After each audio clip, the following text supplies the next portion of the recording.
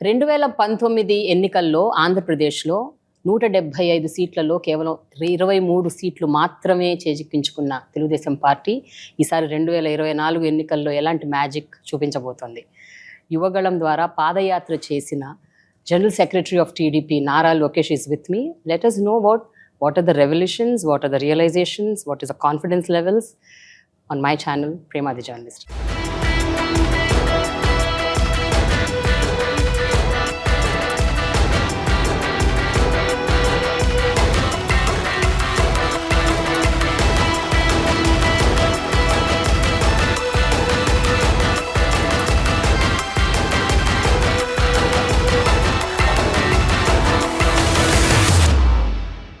Hi Lokesh, how are you?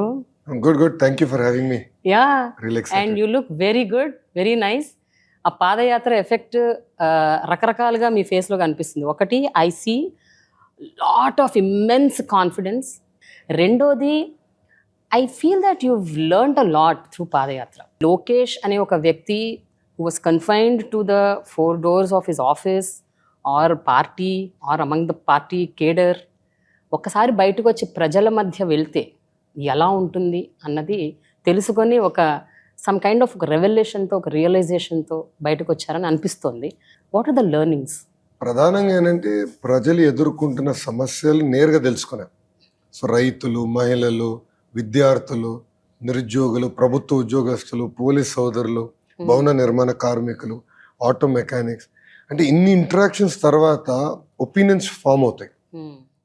So రేపు ఒక policy వచ్చిందనుకోండి, జనరల్గా మేము పాలసీ డ్రాఫ్ట్ చేసినప్పుడు పాజిటివ్ అవుట్కమ్స్ రాసుకుంటాం బిల్ పెట్టాలంటే, కానీ నెగిటివ్ గురించి ఎప్పుడు ఆలోచించాం. నేను ఇప్పుడు ఏంటంటే ఒక పాలసీ తీసుకొస్తే దానివల్ల ఎవరు ఇబ్బంది పడబోతున్నారు, దానికి ఏం చేయాలి, ఆ నెగిటివ్స్ని ఎట్లా ఓవర్కమ్ అవ్వాలని దానిపైన నా మైండ్ అంతా పనిచేస్తుంది. ఓకే. రెండోది, ఆంధ్ర రాష్ట్రం గురించి నాకు అప్పటికే అవగాహన ఉండే, కానీ నేరుగా నేను చూశాను. ఒక ఉదాహరణ, కర్నూలు జిల్లా అంటే ఇప్పుడున్న కర్నూలు పార్లమెంట్లో ఇంత వలసలు ఉన్నాయని నేను విన్నాను, కానీ కల్లారు నేను మొదటిసారి చూసా.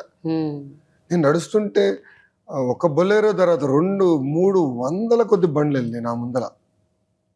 వాళ్ళందరూ ఎక్కడికి వెళ్తున్నారు? మన గుంటూరు జిల్లాకి వెళ్తున్నారు. కానీ అదే ఎందుకు సాగునీరు మేము ఇవ్వలేకపోయామని బాధపడ్డా. ఆలూరులో మహిళలు బిందెలు పట్టుకుని గంటల కొద్ది లైన్లో నుంచి నేను చూసా. ఆ రోజు అనిపించింది, ఎస్, తాగునీరు ఇవ్వాలి, ప్రయారిటీ నెంబర్ 1 అవ్వాలి. అందుకే మేనిఫెస్టోలో పెట్టా.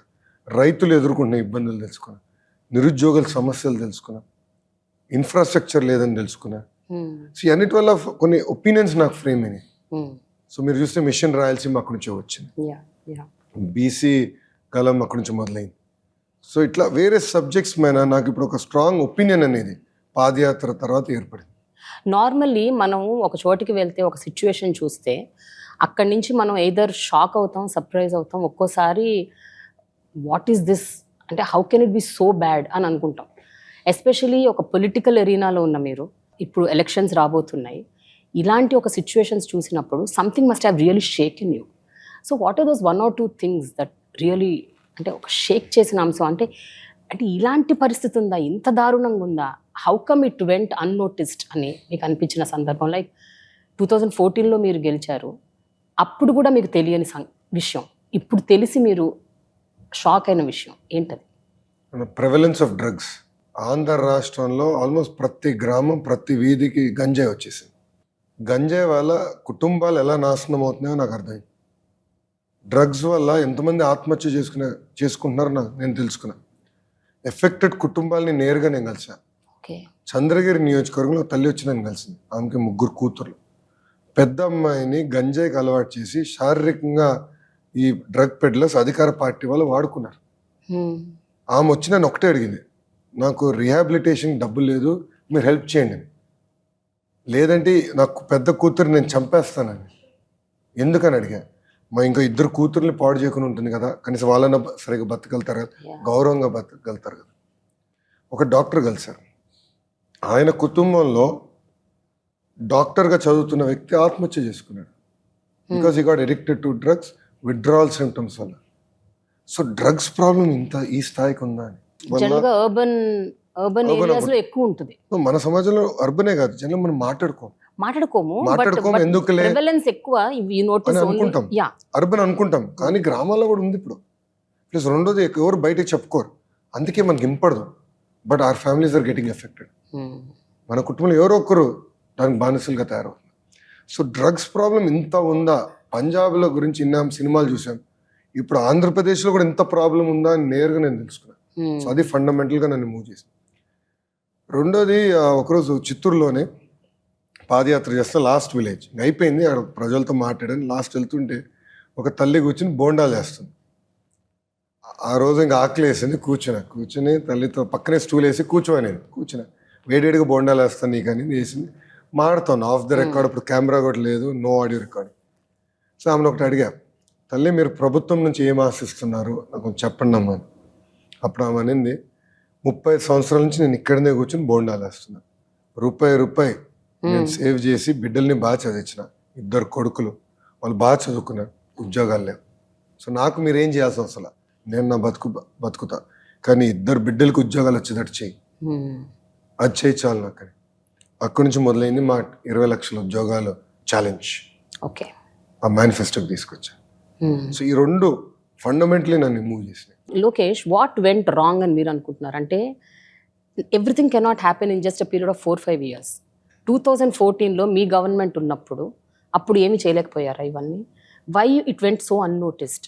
అండ్ ఇప్పుడు 2019లో జగన్ గవర్నమెంట్ వచ్చిన, వైఎస్ఆర్సీపీ గవర్నమెంట్ వచ్చిన ఈ 5 ఏళ్లలోనే ఇవన్నీ వచ్చాయంటారా? How is it possible? So somewhere some math is going wrong. No, drugs 100% ఈ ప్రభుత్వ అధికారంలోకి వచ్చిన తర్వాతనే పెరిగింది అంటే ఉంది ఆల్రెడీ. నో, ఎస్, గంజాయి కల్టివేషన్ జరగలేదు నేను ఎప్పుడు అనట్లే, కానీ చాలా కఠినంగా వివరించాలి. తెలుగుదేశం పార్టీ అధికారంలో ఉన్నప్పుడు స్పెషల్ పార్టీస్ పంపించేవాళ్ళు, డ్రోన్స్ పెట్టేవాళ్ళం, ఐడెంటిఫై చేసి పంట మొత్తం ధ్వంసం చేసేవాళ్ళం. ఓకే. అండ్ అక్కడున్న ట్రైబల్ రైతులకి ఒక ట్రైనింగ్ ప్రోగ్రామ్ పెట్టి కాఫీ వేయండి, స్పైసెస్ వేయండి అని దారి చూపించేవాళ్ళం, డబ్బులు సంపాదించి మార్గాలు చూపించాలి. కానీ ఈ ప్రభుత్వ అధికారంలోకి వచ్చితే విచ్చలవిడిగా వీళ్ళే కల్టివేట్ చేస్తున్నారు, వీళ్ళు మనుషులే డిస్ట్రిబ్యూట్ చేస్తున్నారు. Their own MLC Anantababu is involved in this, no second thoughts about it. ఉద్యోగాలు అంటారా, తెలుగుదేశం ప్రభుత్వ అధికారంలో ఉన్నప్పుడు 6 లక్షల మందికి ప్రైవేట్ రంగంలో ఉద్యోగాలు కల్పించాం. 32,000 ప్రభుత్వ పోస్టులు మేము భర్తీ చేశాం. కానీ నాకు అర్థమైంది అది సరిపోలేదు, ఇంకా చేయాలి. మూడోది, ప్రచార యుద్ధంలో మేము వెనుకబడ్డాం. తెలుగుదేశం పార్టీ బలహీనత ఏంటంటే మంచి పనులు చేసుకుంటూ వెళ్తాం, చేసిన మంచి పనులు మేము చెప్పుకోం. అది మాకున్న బలహీనత. దానివల్ల 2019లో అంత మెజారిటీతో మేము ఓడిపోవాల్సి వచ్చింది. 226 రోజులు నేను పాదయాత్ర చేశాను, 3,132 కిలోమీటర్లు నడిచా. ఏ ఒక్కరు వచ్చి మీరేం చేశారని అడిగే పరిస్థితి లేదు. ఎవరినొకరు నిలదీస్తే కనీసం చెప్పుకునేదా నాకు ఉంది. అరే పెన్షన్ ఇంత పెంచాం, ఇన్ని పరిశ్రమలు తీసుకొచ్చాం, మీ గ్రామంలో ఇంత ఖర్చు పెట్టాం, ఇన్ని రోడ్లు వేసామని చెప్పుకున్నాం.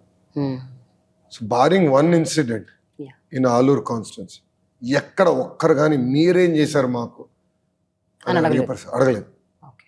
సో ప్రజలు కేవలం ఒక్క అవకాశం, పాపైతే కష్టపడ్డాడు, నడిచాడు, ఇద్దాంలే ఒక అవకాశం ఇచ్చారు.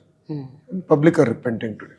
Okay, but tell me one thing. ఇప్పుడు పాదయాత్ర అన్నది యాక్చువల్గా ఆ కాన్సెప్ట్ ముందు స్టార్ట్ చేసింది వైఎస్ రాజశేఖర రెడ్డి గారు. 1,500 కిలోమీటర్లు నడిచి. మీరు గాంధీ తాతని మర్చిపోయారు. గాంధీ తాత ఎప్పుడో సార్, మనం పుట్టక ముందు. నేను అనేది మన టైమ్ అండ్ ఏజ్ గురించి మాట్లాడుతున్నాను ప్రస్తుతం. సో వైఎస్ఆర్ గారు స్టార్ట్ చేసిన పాదయాత్ర అనే ఒక కాన్సెప్ట్, అది యాక్చువల్గా most of the leaders are now taking that as a pretence and they are doing it. చాలామంది చేస్తున్నారు, ఎంతోమంది చేశారు. And it real is giving results అంటే ఇన్ వే లైక్, అంటే ప్రజల గురించి తెలుసుకోవటం, సమస్యలు అండర్స్టాండ్ చేసుకోవటం, దాని నుంచి మేనిఫెస్టోని ఎట్లా రూపొందించాలి, ఎలక్షన్స్కి ఎలా మనం సంసిద్ధం కావాలి అన్నది really it is helping, no doubt about it.